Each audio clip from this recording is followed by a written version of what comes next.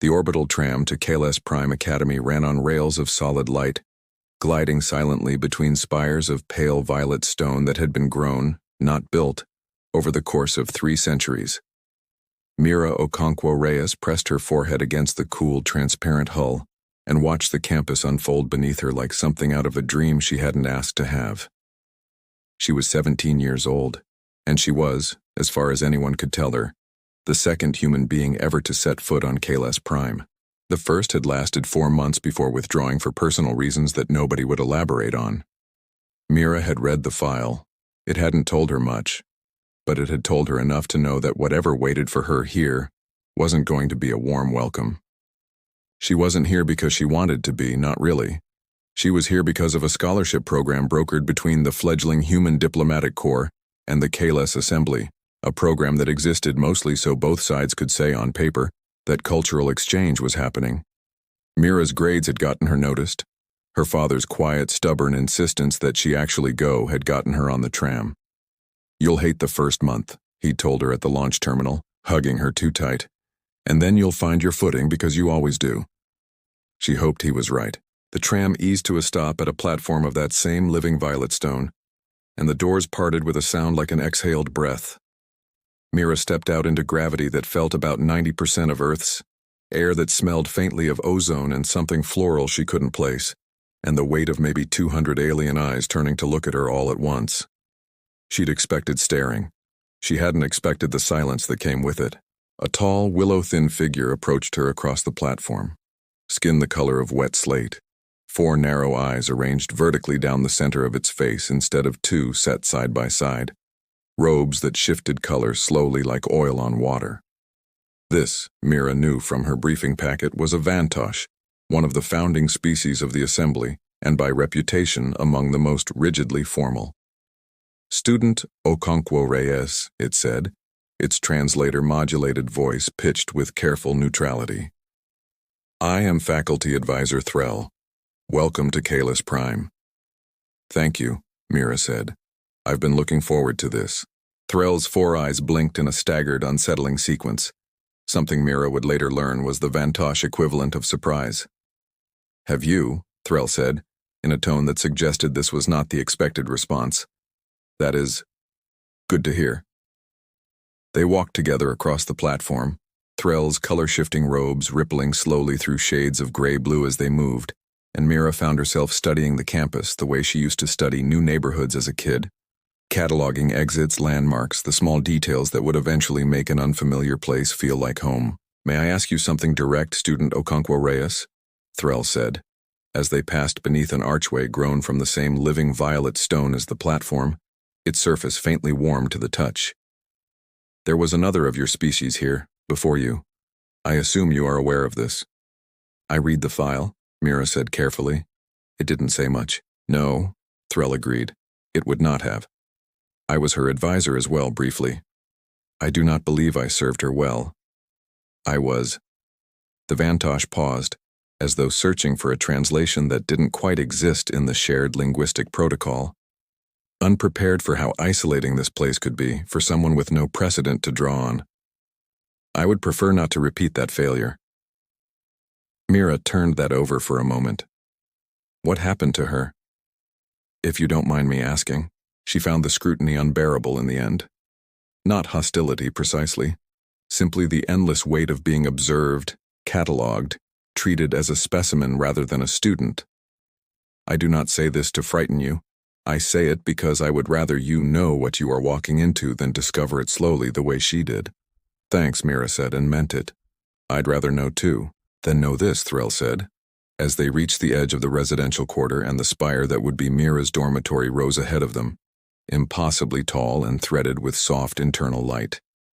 "You are not required to be a diplomat or a symbol or an ambassador for 10 billion people you have never met.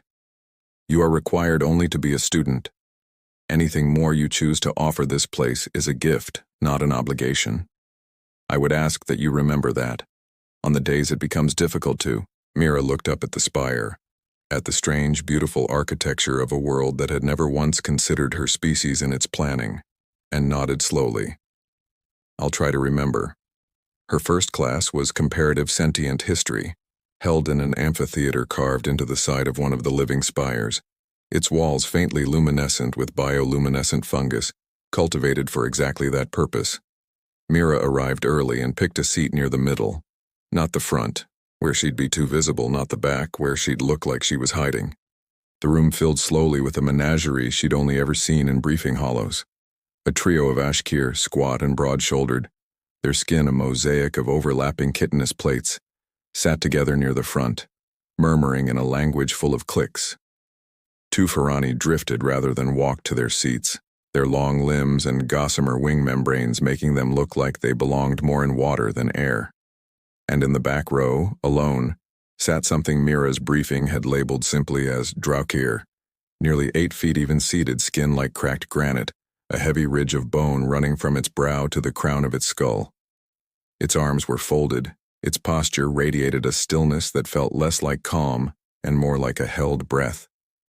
Its eyes, solid black, no visible pupil, fixed on Mira the moment she sat down and didn't move again. She'd been told the Draukir were a warrior culture, one of the last species to formally join the assembly, and one that many of the older species still regarded with a kind of wary condescension. She filed that away and did her best not to stare back. The professor entered a moment later, an elderly Vantosh named Kesh Audrin, robes a deep scholarly indigo, movements precise as clockwork. The room fell quiet the way rooms fall quiet for teachers who've earned it.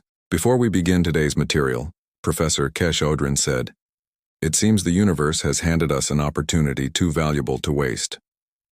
Every eye in the room, human and otherwise, swung toward Mira.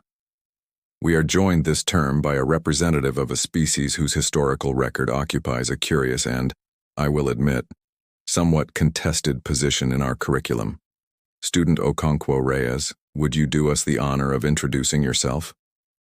Mira had rehearsed this. She stood, smoothed the front of her uniform jacket, and did her best to sound like someone who belonged there. "Hi, I'm Mira. I'm from Earth. That's a planet in a system called Sol.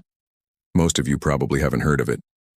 This is the first time I've been off my home world, so be patient with me, I guess." A ripple of something passed through the room. Not quite laughter. More like the sound a room makes when it doesn't know whether laughter is allowed yet. "I'm looking forward to learning from all of you." She sat back down. In the back row, the Draukir's black eyes hadn't blinked once. "Thank you, Student Okonkwo-Reyes," Professor Kesh Audrin said, already turning to the room's central holographic projector. "Now, humanity, a species whose recorded history spans a mere 10,000 cycles, and yet whose technological trajectory over the last 2 centuries has been, by any objective measure, remarkable. Equally remarkable and rather less flattering is the frequency and intensity of internal conflict that has marked nearly every stage of that history." The projector bloomed to life above the class, filling the amphitheater with a soft golden timeline stretching from crude stone tools to orbital habitats. "Humanity appears to be a species uniquely comfortable with contradiction," the professor continued. "Builders of hospitals and inventors of chemical weapons within the same generation. Architects of extraordinary art, and, as our records show, extraordinarily creative violence." A quiet snort came from the back row. Mira didn't need to turn around to know where it had come from. "You have something to add, Student Versk?" Professor Kesh Audrin asked, without looking up from the projector controls. "Only that creative violence seems a generous description for a species that still permits its own citizens to own tools of war." The Draukir, Versk apparently, rumbled. His voice was a low, grinding thing, like stone shifting against stone. "We at least have the honesty to keep such things where they belong, on a battlefield." Mira felt her face warm. She kept her expression neutral, though it cost her something to do it. "An interesting point of comparison, Student Versk, and one I suspect we will return to," the professor said smoothly. "For now, the Neolithic transition." The lecture went on for the better part of an hour, and Mira found herself, despite everything, genuinely absorbed by it. It was strange and a little vertiginous to watch her own species' entire history condensed into a golden timeline and narrated by someone who'd never set foot on Earth. Strange to hear the invention of agriculture described in the same clinical tone as the domestication of fire, the rise and fall of empires, reduced to a handful of illustrative slides. Then the timeline shifted forward, into the 20th and 21st centuries, and the projector filled with images of human weaponry. Humanity's technological acceleration during this period is inseparable from its capacity for conflict, Professor Kesh-Odrin said, manipulating the display to bring up a rotating three-dimensional render of a rifle. This design, for instance, represents an early but influential example of automatic infantry weaponry, the M14, if my records are accurate. Mira frowned. The rifle on the display had the unmistakable curved magazine and distinctive gas tube profile of an AK pattern weapon, not an M14. Her grandfather had kept one on the wall of his workshop, the only heirloom that had survived 3 generations of moving between cramped apartments. She'd grown up hearing him name every part of it the way other kids' grandparents named birds. Her hand went up before she'd fully decided to raise it. Yes, student Okonkwo-Reyes. Sorry. That's not an M14, she said. The magazine curve and the gas system are wrong for that. That's an AK-47, or one of its variants. The M14 has a straight magazine and a completely different stock profile. A ripple went through the room, quieter this time, more attentive. Professor Kesh-Odrin's 4 eyes blinked in that same staggered sequence Thrells had. You're quite certain? Pretty certain, yeah, my grandfather had one. Not to use, I mean, it was a family thing. He used to take it apart and clean it, even though it hadn't been fired in decades. I probably watched him do it 100 times. Fascinating, the professor murmured, adjusting the display. It shifted to another render, one Mira also didn't recognize immediately, some later generation service rifle. And this one? Mira studied it for a moment. That one I actually don't know. Looks like it might be a NATO pattern rifle, but I couldn't tell you the exact model. An honest admission of the limits of your knowledge, Kesh-Odrin said. And something in the old professor's tone had shifted. Not mockery, something closer to genuine interest. Rare and valuable. Tell me, student Okonkwo-Reyes, is this sort of knowledge common among your people? A familiarity with the specific mechanics of weapons of war? Mira hesitated. She was aware, suddenly, of every eye in the room, of the Draukir's unblinking black stare from the back row, of the weight of representing an entire species with an answer she hadn't prepared. It's not universal, she said carefully. But it's not rare either. A lot of people grow up around that stuff. Hunting, target shooting, family heirlooms. It's just part of a lot of people's lives. Not everybody's, but a lot. You say this as though it is an unremarkable fact, Versk said from the back. And there was an edge in the grinding rumble of his voice now, something sharper than mere skepticism.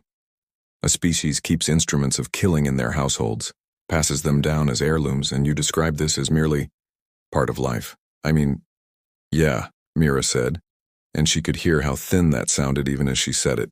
It's complicated. I know how it looks from the outside. Do you?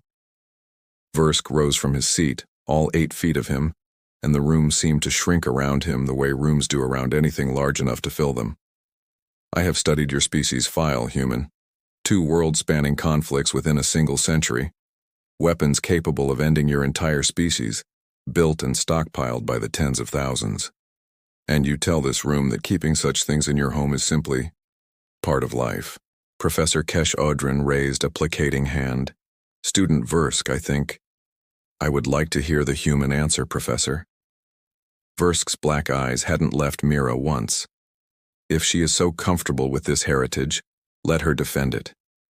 Mira felt her pulse in her ears. She was aware, distantly, that this was the exact kind of moment her father had warned her about, the moment where an entire species' reputation could tip one way or another, depending on what she said next, and how she said it. She stood up. It felt important, suddenly, not to answer this sitting down. I'm not going to pretend humanity's history is clean, she said, and her voice came out steadier than she expected. It isn't. We've done horrific things to each other, and to be honest, we're still figuring out how not to. But you're describing my grandfather's rifle like it's a loaded gun pointed at somebody's head. It's not. It's a piece of steel and wood that hasn't fired a shot in 30 years, that he kept clean out of, I don't know, respect, maybe, for the people who carried it before him, for what it cost. That's not the same thing as glorifying violence. Sometimes remembering something is how you make sure you never have to do it again. The room had gone very quiet. And for what it's worth, she added before she could stop herself, there's a whole side to it you clearly haven't studied. Target shooting, hunting, sport. It's not all about war. Some of it's just something people do, like anything else people do for fun that looks a little wild from the outside. Versk's black eyes narrowed, the granite ridge of his brow lowering slightly. Sport, he repeated, the word coming out of his mouth like it tasted strange. You call the tools of war a sport, I call some of it that, yeah. Then perhaps, Versk said, slow and deliberate, you would care to demonstrate this so-called sport, human. So the rest of us might judge for ourselves whether your species has truly moved beyond its history, or merely dressed it in prettier language. Professor Kesh Audrin's four eyes swept the room, weighing something. That is, not an unreasonable academic proposal, if student Okonkwo-Reyes is willing, the old Vantosh said slowly. Cultural demonstration has long been a valued component of comparative studies. If it can be arranged safely, and with appropriate oversight, I would consider it a valuable addition to our curriculum. Every eye in the room turned to Mira again. She thought about her grandfather, cleaning that rifle at the kitchen table with the patient, reverent care of a man handling something sacred. She thought about the shooting range her uncle had taken her to on her 16th birthday, the ear protection, the careful ritual of safety checks before a single round was ever loaded, the quiet satisfaction of putting a shot exactly where she meant it to go. I don't have my own gear here, she said slowly. But there's a training simulator in the Diplomatic Corps liaison office. It's not the real thing, but it's built to the same specs, recoil, and everything. I could show you that at least, if the professor's willing to arrange it. I believe I can arrange precisely that, Professor Kesh Audrin said, and for the first time, something that might have been the Vantosh equivalent of a smile touched the corners of the old professor's mouth. Class. It seems we have a field trip to plan. Quick pause before we keep going. If you're enjoying this one, drop a like. It genuinely helps more people find these stories. And if you want more human in space stories dropped straight into your feed, the subscribe button's right there. Okay, back to Mira. The Diplomatic Corps liaison office occupied a modest wing near the edge of campus, a squat building of Earth-standard architecture that looked almost apologetic next to the soaring violet spires around it.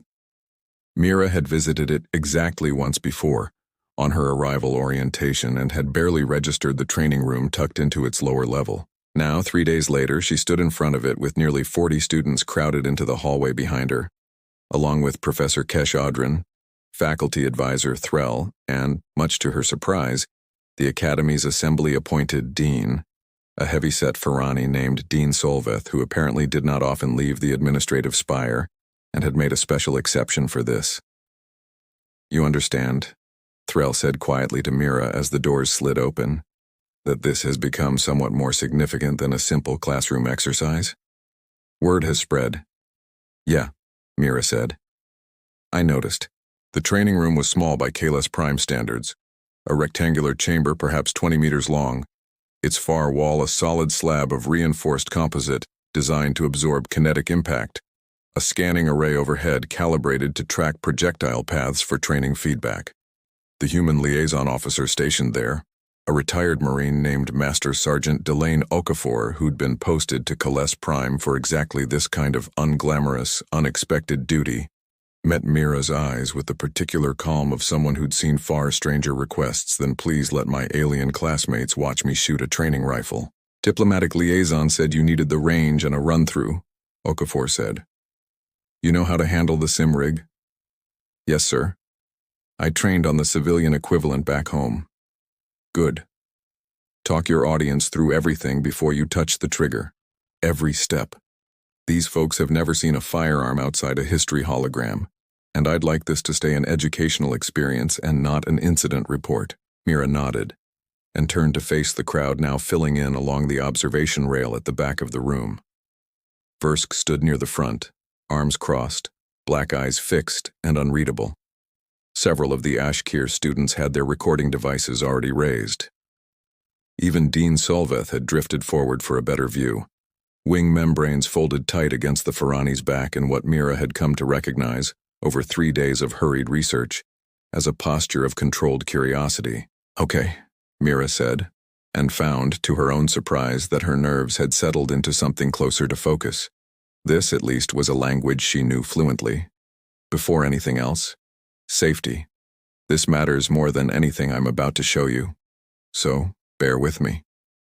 She held up the training rifle, a weighted, sensor-laden replica calibrated to simulate the recoil, sound, and handling of a standard-issue service rifle, firing nothing but a harmless burst of compressed air and a tracked light pulse for scoring, but built to feel exactly like the real thing in every hand and shoulder. Rule 1. Every weapon is treated as if it's loaded, always, no exceptions, even a training rig like this. Rule 2. You never point it at anything you're not prepared to destroy. Rule 3. Your finger stays off the trigger until you're actually aiming at your target and ready to fire. Rule 4. You're always aware of what's behind your target, not just what's in front of it. She held the rifle level, pointed at the reinforced backstop, well clear of the observation rail. These aren't suggestions. This is the first thing anyone learns before they're ever allowed to touch one of these for real. You speak of it like scripture, Versk rumbled from the front row. Because it kind of is, Mira said. Ignore any one of these rules and people die. That's not dramatic, that's just true. So we don't ignore them. Ever. She saw something shift, faintly, in the set of Versk's shoulders. Not agreement, not yet, but perhaps the smallest crack of reconsideration. Master Sergeant Okafor stepped up beside her.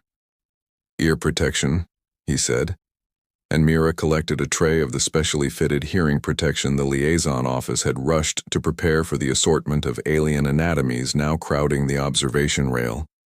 Flexible dampeners that could mold to everything from the Vantosh's smooth, earless heads to the elaborate folded ear structures of the Ashkir. This is going to be loud, she warned, as she moved down the rail helping students fit the unfamiliar devices. Even a training rig replicates that. It's part of the respect you're supposed to have for the real thing. It should never feel small or harmless. The Draukir accepted his ear protection last, still watching her with that unblinking black gaze. You take this more seriously than I expected, he admitted, low enough that only she could hear it. Did you think I'd just show up and start shooting? I thought, Versk said, that your species treated this as sport.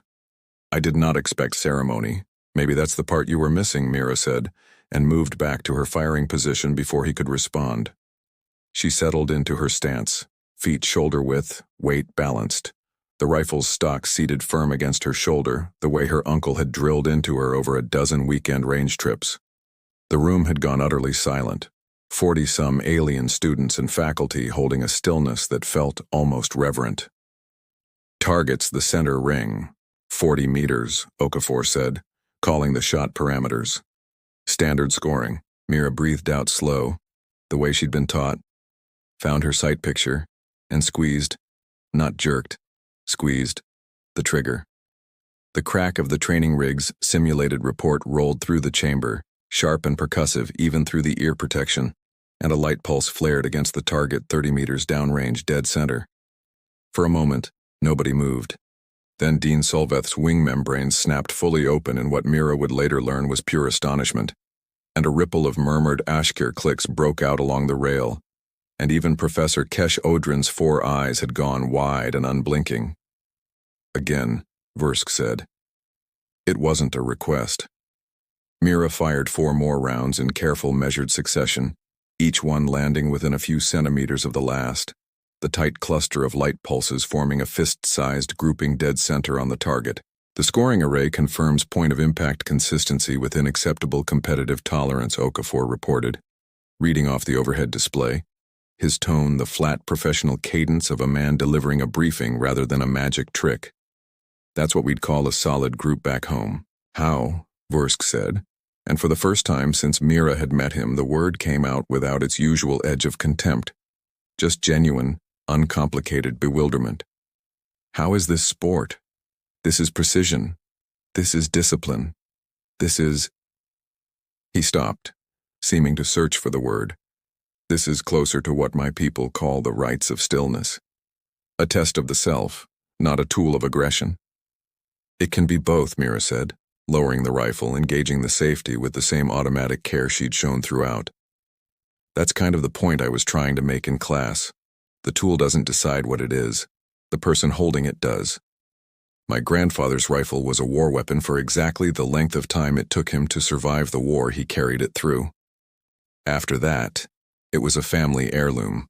Here, right now, this is a training exercise and I don't know, a bridge maybe, between what you think you know about my species and what's actually true. The room was quiet again, but it was a different quiet than before, less wary, more thoughtful. May I attempt it? The question came from an unexpected direction. One of the Ferrani students near the back, her wing membranes folded tight with what Mira now recognized as nervous interest rather than fear. That's actually not something we can safely let happen with live training gear, and no supervision certification, Okafor said gently, stepping in with the practiced diplomacy of someone who'd fielded exactly this question before. But there's a simulator mode that removes the projectile scoring entirely, and just lets you get a feel for the stance and mechanics, no risk at all. I'd be happy to walk anyone through that after the demonstration. To Mira's genuine surprise, nearly a dozen students took him up on the offer over the following hour. The Ferrani student first, tentative and stiff-shouldered, followed by two of the Ashkir, who approached the exercise with the same clinical curiosity they seemed to bring to everything, meticulously questioning Okafor about trigger pull weight and barrel harmonics, until the Master Sergeant admitted, laughing, that they were asking questions he'd need an actual armorer to answer properly. Versk did not step up to the simulator, but he did not leave either. He stood at the rail long after most of the others had drifted back toward the exit, watching the tail end of the demonstration with an expression Mira couldn't quite read. Something between reassessment and if she was reading a species she'd known for 3 days correctly. Something almost like respect. You called your grandfather's weapon an heirloom, he said, when the room had mostly emptied and Mira was breaking down the training rig for storage. Among my people, a warrior's weapon is buried with them, or destroyed, so its history dies alongside its bearer. We do not pass such things down. We believed this was because your species lacked the discipline to know when a weapon's story should end. And now? Now I think, Versk said slowly, that perhaps you simply tell a different kind of story with it. One I had not considered. That's about as much as I could have hoped for, Mira said, and meant it. By the time Mira made it back to her dormitory that evening, the story of the demonstration had already outpaced her. She discovered this first in the smallest possible way. The dormitory's communal dining hall, usually a low murmur of overlapping alien conversation she'd learned to tune out like white noise, went quiet for a full 3 seconds when she walked in, then erupted into a dozen simultaneous attempts to catch her attention. A Ferrani student she'd never spoken to asked, with wide-eyed sincerity, whether it was true that human weapons could be tuned the way a musical instrument was tuned, to produce different effects depending on the shooter's intent. An Ashkir cluster near the serving counters wanted to know the exact tolerances of the scoring array, whether the light pulse simulation was calibrated identically to live ammunition ballistics, and whether she would be willing to submit to a formal interview for their independent research collective's quarterly journal. Mira answered what she could, deflected what she couldn't, and escaped to her room feeling like she'd run a marathon she hadn't trained for. It was there, scrolling through a backlog of messages on her personal terminal, that she found the one that mattered. It had arrived 2 days earlier before the demonstration, forwarded through the Diplomatic Corps liaison network with a note from Master Sergeant Okafor. Thought you should see this. No pressure to respond. D.O. The message was from a woman named Priya Ashworth Nkemelu, the first human student at Kaless Prime. Hi Mira, I heard you'd arrived. I've been keeping half an eye on the liaison reports, mostly out of guilt, I think, for not warning anyone properly about what it's like out there. I'm sorry for that. I told myself I'd write to whoever came after me, and then I kept putting it off, and now apparently you're already 3 weeks in, so better late than never, I hope. I want to tell you it gets easier. I'm not sure that's true exactly. What I can tell you is that it gets different. The staring never fully stops. The being a case study never fully stops. What changes, if you're lucky, is that you stop needing it to stop and start finding the handful of people who see you as a person first and a specimen second. That handful is usually smaller than you'd like. It's also usually enough. I left because I let the second kind of looking outweigh the first kind for too long, until I couldn't tell the difference between the two anymore. That's on me, not on the academy, not really. Though I won't pretend some of them didn't make it harder than it needed to be. I hope it's different for you. I hope you find your handful faster than I found mine, for what it's worth, and I don't say this to put anything on you. I think a lot of us back home are quietly rooting for you to do better than I did. Not because I failed, because it matters that someone shows them we're more than the worst chapters of our own history books. Good luck out there. Truly. Mira read it twice, then sat with it for a long while, the dormitory room's ambient lighting dimming slowly around her in the automated rhythm of the campus's simulated dusk. She thought about writing back immediately, about how the demonstration had gone, about Versk's slow unraveling from hostility into something like respect, about the whole strange, exhausting, exhilarating week. In the end, she wrote something shorter. Thank you for writing this. I don't think I would have had the nerve to raise my hand in class today without it, honestly, even if I didn't read it until after. I hope you're doing okay, wherever you are. I mean that. I'll try to find my handful faster. I think I might already have. Mira. She thought of Versk's unblinking black eyes across the amphitheater floor, of Threll's careful warning at the tram platform, of Professor Kesh Odrin's genuine scholarly delight, and allowed herself, for the first time since stepping off the tram, to believe that Priya might be right. The following days brought a strange kind of low-grade fame Mira hadn't asked for and wasn't entirely sure how to carry. Faculty from departments she'd never interacted with began finding reasons to strike up conversations with her in corridors. A group of second-year Vantosh students petitioned to sit in on her next comparative sentient history lecture, simply to watch the discussion unfold. Someone, she never found out who, began a small, informal betting pool on how long it would take Versk to fully abandon his skepticism, which she found out about only because Professor Kesh Odrin mentioned it to her with poorly disguised amusement. Not everyone's reaction was warm. A vocal minority of students, mostly older Vantosh from more traditionalist family lines, argued in the campus's open discourse forums that the demonstration had been reckless, that inviting a species with humanity's documented history to showcase its weapons culture on assembly soil set a troubling precedent, regardless of how carefully supervised it had been. Mira read a handful of these posts before deciding, with some effort, to stop reading them. You cannot answer every voice, Threll told her during one of their now weekly advisory sessions, the Vantosh's robes cycling slowly through contemplative blues. Some voices are not actually asking a question. They have already decided their answer. Spend your energy on the ones still willing to be moved. That's annoyingly good advice, Mira admitted. I am occasionally capable of it, Threll said, with what might on a human face have been the faintest trace of a smile. The story might have ended there. A successful demonstration, a grudging detente with the most skeptical member of her class, a small victory logged and filed away. But word of the training room demonstration had spread across Kaless Prime with the particular speed that only campus gossip achieves, and by the following week, Mira found herself fielding a request she hadn't remotely expected. It came through faculty advisor Threll, delivered with the Vantosh's usual careful neutrality, though Mira thought she detected something almost like amusement underneath it. Student Versk has submitted a formal request, Threll said, to the Draukir Cultural Attaché's office here on campus.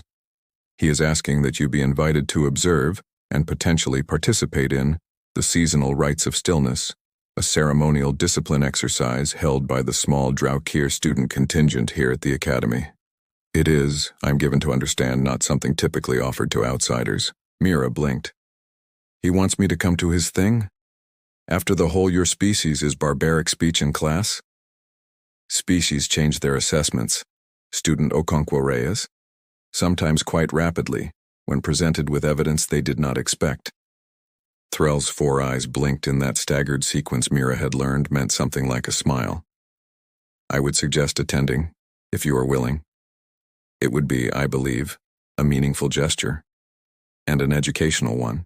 The rites of stillness turned out to be held in a sunken amphitheater on the edge of the Draukir residential quarter, smaller than the main campuses, built low and heavy in the blunt architectural style Mira had come to associate with Draukir construction, all thick stone and deliberate load-bearing solidity.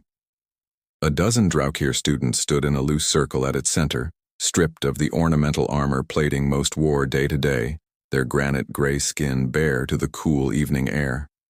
Fursk stood among them, and when he saw Mira arrive, he crossed the amphitheater floor to meet her at its edge. "You came," he said. "You invited me," Mira said. Seemed rude not to. It is not typically observed by outsiders, certainly never by a human. He studied her for a long moment with those unblinking black eyes.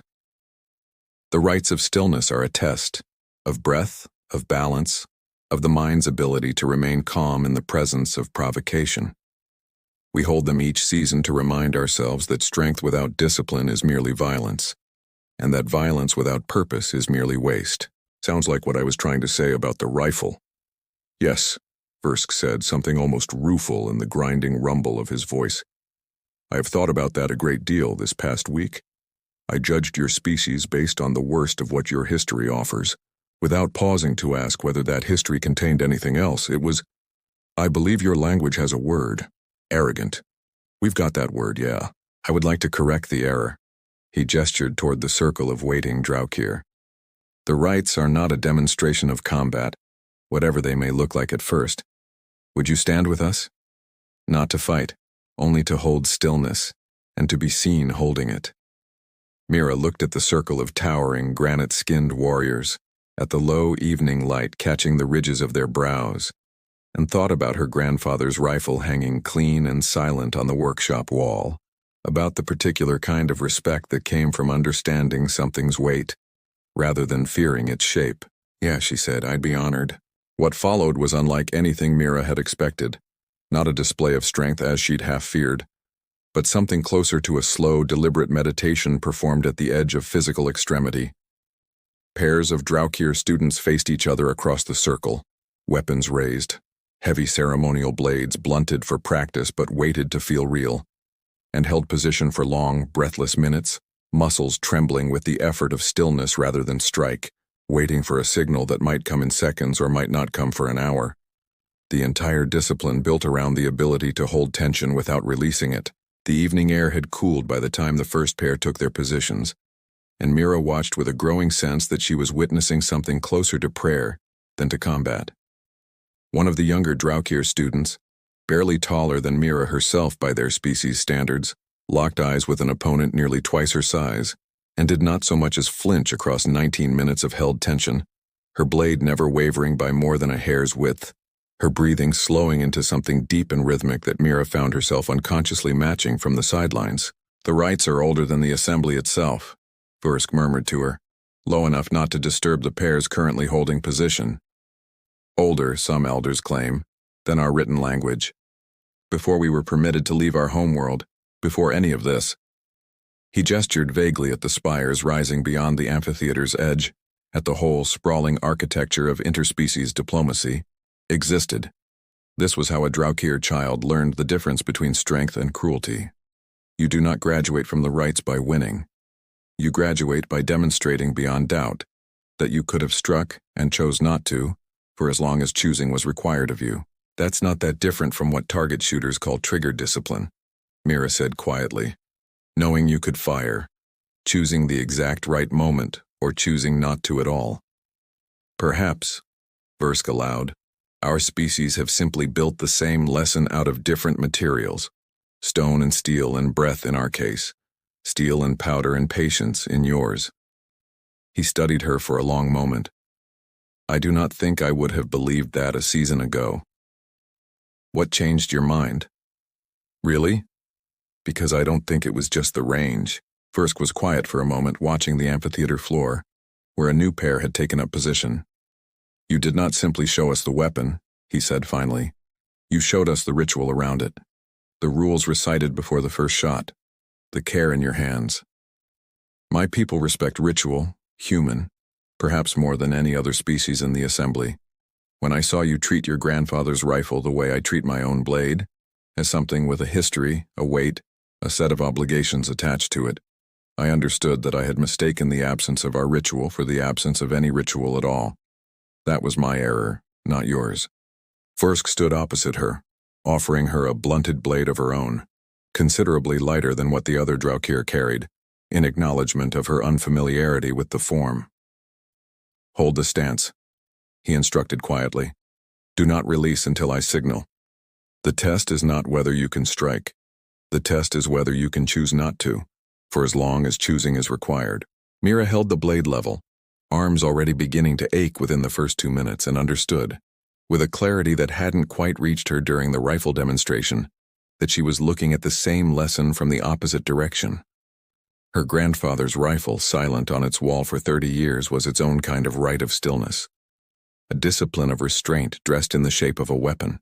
When Vorsk finally gave the signal some 20 minutes later, and the circle of Draukir lowered their blades in unison, he looked at Mira with something that, on a human face, she would have called genuine warmth. You held longer than I expected, he said. I had a good teacher back home. Different discipline, same idea.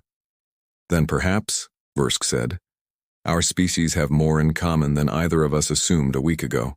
News of Mira's participation in the rites of stillness spread through Kaless Prime nearly as fast as news of the range demonstration had, though this time the reaction was subtler, less shock, and more a kind of recalibration Mira could feel rippling through the campus over the following weeks. Professor Keshodrin devoted an entire lecture to the subject, walking the class through the philosophical parallels between human firearms culture and Draukir ceremonial combat, with the enthusiasm of a scholar who'd stumbled onto something genuinely new. The Ashkir students, who Mira had learned approach nearly everything with the same clinical thoroughness, produced an entire research paper comparing recoil mechanics across species-specific weapon designs, citing her demonstration extensively and, to her considerable embarrassment, listing her as a primary consulting source. Even Dean Solveth, whom Mira had spoken to perhaps twice in 3 months, stopped her in the administrative spire one afternoon to say, with the particular formal gravity Ferrani reserved for important pronouncements, that the Academy Board had voted to formally include a cross-cultural weapons ethics module in the following year's curriculum, built directly around the case study of her demonstration. You have done something rather significant here, Student Okonkwo-Reyes, Solveth said, wing membranes folding and unfolding in a pattern Mira had come to recognize as thoughtful satisfaction. You did not simply defend your species. You gave an entire academy permission to actually understand it rather than merely judge it. Mira wasn't entirely sure she deserved that much credit. Mostly, she'd just answered a challenge the only way she knew how, honestly, carefully, and with the specific kind of respect her grandfather had taught her a rifle deserved. Whether or not it was ever fired again, one afternoon, a week or so after Solveth's announcement, Mira was stopped in the administrative spire's lower atrium by a Ferrani instructor she didn't recognize. Older, her wing membranes edged with the faint, iridescent fraying that apparently came with age among her species. Her posture formal in a way that made Mira brace instinctively for criticism. Student Okonkwo-Reyes, the instructor said, I am Instructor Yellis, of the Xenopsychology faculty. I do not teach your classes, so you will not know me. I wish to speak with you regardless if you have a moment. Sure, Mira said, curious despite herself. I have spent the better part of 30 cycles studying first contact adjustment patterns across a dozen newly integrated species, Yellis said. It is, I confess, rare that I witness one unfold well. More often I witness the opposite, a young representative, alone and unprepared, absorbing the full weight of an entire species' reputation on their shoulders and buckling under it in ways that take cycles to undo. I watched it happen, in smaller form, With your predecessor. Mira felt something tighten in her chest at the mention of Priya, though she said nothing, waiting. What I observed in your training room demonstration and again in the rites of stillness, I am told you attended, word travels quickly in a place this small, was something different. Not a young person shrinking beneath the weight of representation. A young person meeting it carefully on her own terms, refusing to be flattened into either the villain your history suggests or the saint your circumstances might have tempted you to perform instead. Yellis's 4 eyes studied her with something that felt, for the first time all conversation, less like scrutiny and more like genuine warmth. That is rarer than you might imagine, student Okonkwo-Reyes.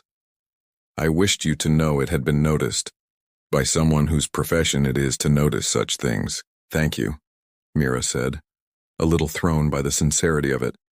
I wasn't really trying to do anything except answer honestly. Yes, Yellis said. That is, I suspect, precisely why it worked, she thought, walking back to her dormitory through the cool violet evening, watching the campus's alien lights flicker on one by one across the spires. That maybe that was the whole point. Not proving humanity was better, or worse, or more civilized, or less. Just proving that the truth was more complicated than any single story anyone had been told, including, sometimes, the stories humans told about themselves. Her father had been right, in the end. She'd hated the first month. And then she'd found her footing because she always did.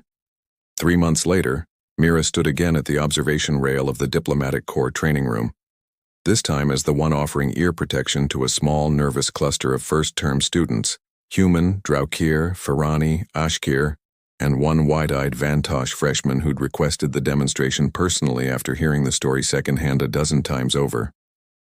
Versk stood beside her now, not as a skeptic but as a co-instructor, having petitioned the Academy Board for permission to develop a joint curriculum module on cross-species discipline traditions, one that had, somewhat to both their surprise, become one of the most requested electives on campus. Ready? Mira asked him.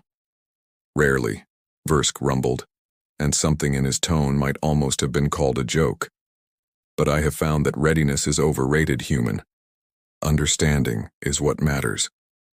She smiled, checked the safety on the rifle one last time, and turned to face the new class. Okay, she said, let's start with the rules. She walked them through it exactly as Okafor had walked her through it, all those months ago. The 4 rules recited slow and deliberate. The ear protection fitted with care to each unfamiliar anatomy. The ritual of respect before the ritual of demonstration. She watched the Vantosh freshman's 4 eyes go wide at the crack of the first simulated shot. Watched a young Ashkir student lean forward with the same clinical fascination that had produced an entire research paper the term before. Watched Versk stand at her shoulder explaining in his low grinding rumble the parallel between trigger discipline and the rites of stillness to anyone who'd listen. Afterward, packing away the training rig in the quiet of the empty range, Versk lingered by the door. I received a message from the Draukir homeworld this morning, he said. My elders have asked for a full account of the joint curriculum module. It seems word travels even to worlds that have never met a human. Good things, I hope. Cautiously curious things, Versk said, which from my elders is nearly the same as enthusiasm. He paused at the threshold. I have been thinking of writing to them about you directly, about what it means that the first true friendship I have formed outside my own species began with an argument in a lecture hall. You call that a friendship?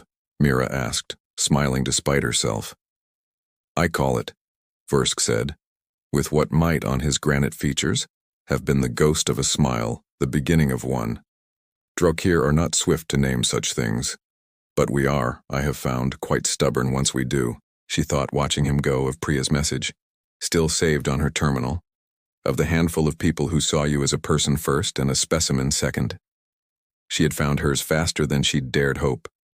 She hoped, wherever the next human student ended up, on Kaless Prime or some other unfamiliar world spinning under some other star, that they'd find theirs too. That night she wrote one more message before sleep pulled her under, addressed to her father. 3 words long beneath a longer account of the day. Found my footing, And that's the story for today. Thank you all so much for watching.